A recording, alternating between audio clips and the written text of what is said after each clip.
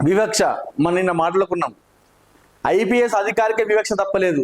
IPS అధికారికి ఒక torture చూసిందంటే చిన్న స్థాయిలో ఉన్నటువంటి కానిస్టేబుల్ కావచ్చు, ఎస్ఐలు కావచ్చు, సిఐలు కావచ్చు, వాళ్ళ పరిస్థితి ఏంటి?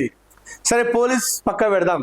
ఈ వివక్ష ఐపీఎస్ అధికారి నాకు వచ్చిందంటే గ్రామాల్లో ఉన్నటువంటి దళితుల పరిస్థితి ఏంటి? గ్రామాలలో ఉన్నటువంటి దళితుల పరిస్థితి ఇంకెంత శుభ అనుభవిస్తున్నారు, ఇంకెంత మదన పడుతున్నారు మనం అనుకుంటాం. సో దళితులపై గతంలో ఉండేవి. సో అప్పుడు ఆ టైంలో అంత నాగరికత లేదు. సో బానిసత్వంతో ఉన్నారు.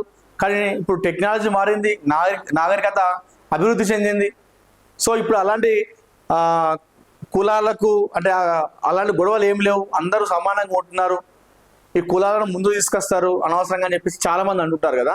మరి ఇక్కడ ఇది అది కాదు కదా, చూస్తే అట్లా అనిపిస్తలేదు. ఐపీఎస్ అధికారిని ఒక దళితుడు అని చెప్పి, ఐపీఎస్ అధికారి దళితుడు అని చెప్పేసి ఆయన వివక్ష గురి చేసారు ఆయన పైన ఉన్నటువంటి అధికారులు. ఎంత దారుణం అండి! ఐపీఎస్ అధికారి ఆత్మహత్య చేసుకున్నాడండి. ఐపీఎస్ అంటే ఏంటిది? ఐఏఎస్ ఐపీఎస్ మామూలు విషయం కాదు ఇది. సో ఈ ఐపీఎస్ అధికారి దళితుడు అని చెప్పేసి ఆయన పైన అధికారులు వివక్ష చూపించారంట. ఏ పని చేసినా కూడా ఆయనకి ఒత్తిడి తెప్పించాడు. చల్ ఈ దళితుడు చెప్పినట్టు వినాలా, దళితుడు ఎట్లా చేస్తే అట్లా మనం నడుచుకోవాలా అని చెప్పేసి ఈయన పైన ఉన్నటువంటి అధికారులు కావచ్చు, నాయకులు కావచ్చు, టార్చర్. ఎంత దారుణం!